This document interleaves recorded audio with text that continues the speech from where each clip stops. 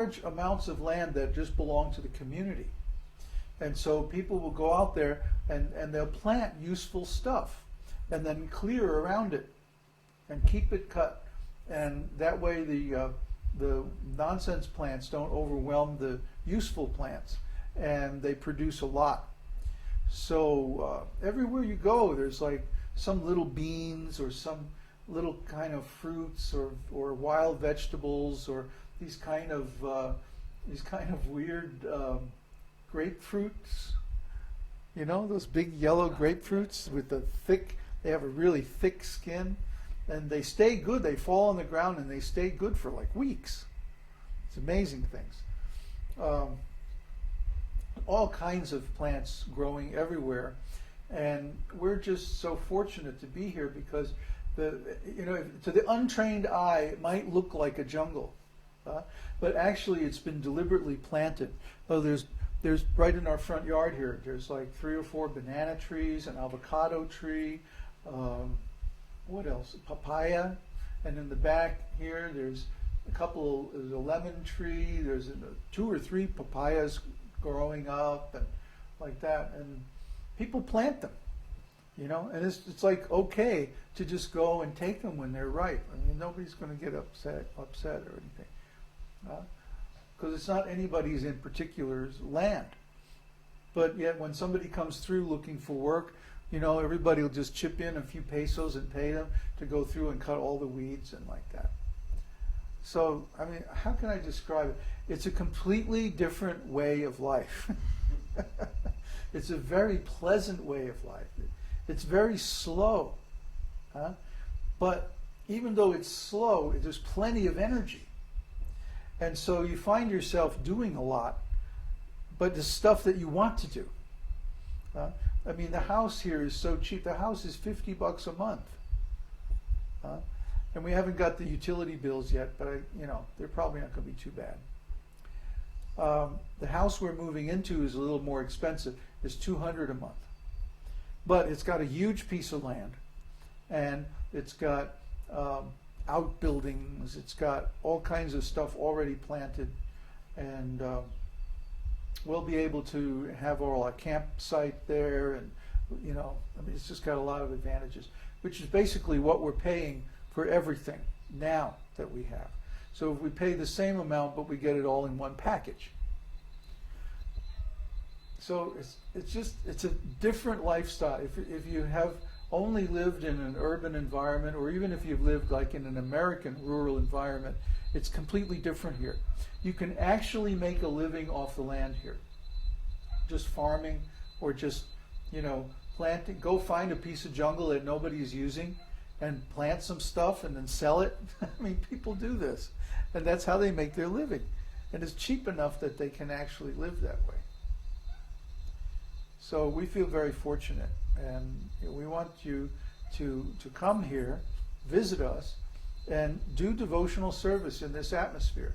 Because just like everything is growing so nicely, I think that your faith will also grow and your devotion will also grow here, because the atmosphere is favorable. Any more questions? What more can you tell us about the local shamans? Have you had any new herbalism? Well, we actually haven't gone out of our way to hang out with these guys. A lot of them are kind of bogus, we see that they give like a performance at the festival in Catemaco, and it's really showy, a lot of half-naked guys with carrying torches and doing all this stuff with herbs. They light these flaming herbs and swish it around your body, and then you get zapped or something. I don't know. But oh yeah, right, Santo Muerte. They worship the Grim Reaper. Some of these guys, they literally have little deities, they call him Santo Muerte, Saint Death, and he's got the axe and the whole thing, and the skull head and everything. They're just playing around. I mean, we don't really take them seriously, because of course they can't do anything to us. But there's some rascal yogi places around, and there's like this one place that has like secret tantra meetings, and they're just playing around. It's really a tourist place, and people come down to. They think, oh, now we're going to experience real Mexican culture, huh? And they're Mexicans themselves, but they're coming from the big city, and they've lived all this kind of plastic existence, and then they're coming here to experience real Mexican culture. So they get this whole song and dance, I mean literally, song and dance, about the los brujos, the wizards and the warriors, and they cast a spell on you, and da-da-da-da. And some of the places have like saunas and mud baths and stuff like that. And, they think this is really, really cool. Well, I suppose it's better than living in the city. But it's really mostly a tourist thing. I haven't really heard of anybody who is like seriously into all this herbal stuff or making spells or any of that. It just seems really commercialized. Like it's just another business, selling herbs or selling spells. But when you go to these herb shops, they all have a little altar in the back, for doing ceremonies, woo-woo stuff, But like I said, they're certainly not a threat to us, or, they don't really care about us. To them, we're just like, some weird tourists who wear white. They don't really, we don't show up on their radar at all, I don't think. Because we're not interested in buying their stuff, so. Any other questions? When is Uddhava coming? I wish I knew. He's trying to get unentangled from all his business commitments. So he has to train up somebody to take his job, take over the work that he's doing. And the problem is that work is very technical.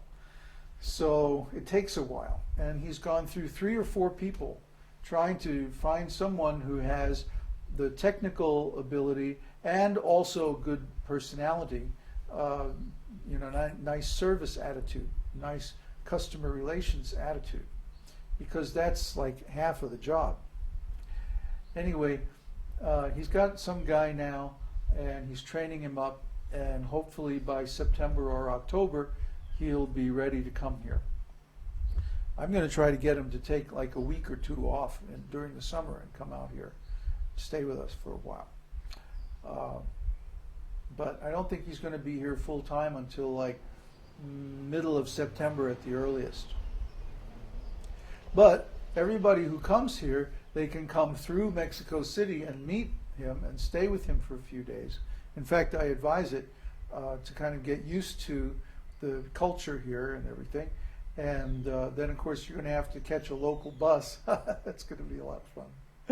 Catch a local bus from Mexico City to Veracruz and Catemaco. Then we'll pick you up in El Burro and bring you out here to the country.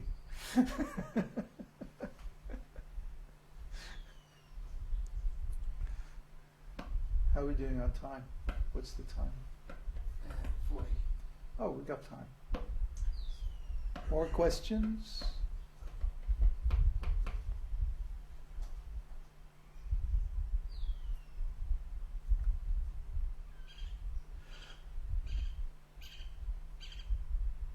We can come straight to Veracruz, though? How? I don't know of any direct flights to Veracruz. And you would have to come through Mexico City anyway. And even if you get to Veracruz, somehow you have to get to Catemaco. So you still have to get into the whole bus system. And we can meet you at the bus terminal in Catemaco, there's no problem. But Veracruz is a long drive from here. It would take us like a whole day to go there and come back. So it's better if you fly into Mexico City and get yourself a ticket. Let Uddhava arrange your ticket, your bus ticket, and you're going to have to learn Spanish anyway, huh? Todos los muchachos ahí hablar español.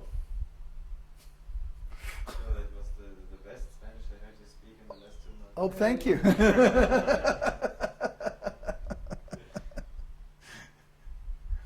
So my Spanish is terrible, but somehow or other I can make myself understood. You just have to, dive into it and get into it, because this is where we're at. We're not in the city where there's colleges where people learn English. Nobody here speaks English. So, yeah, it's a very interesting place. And Mexican culture is nice. It's sweet. It's not, everyone is so polite. I mean, if you've been in America or like England and places like that, where people are just sort of, everybody here is polite, respectful, well-spoken, considerate, well-mannered. Like they all say please and thank you, and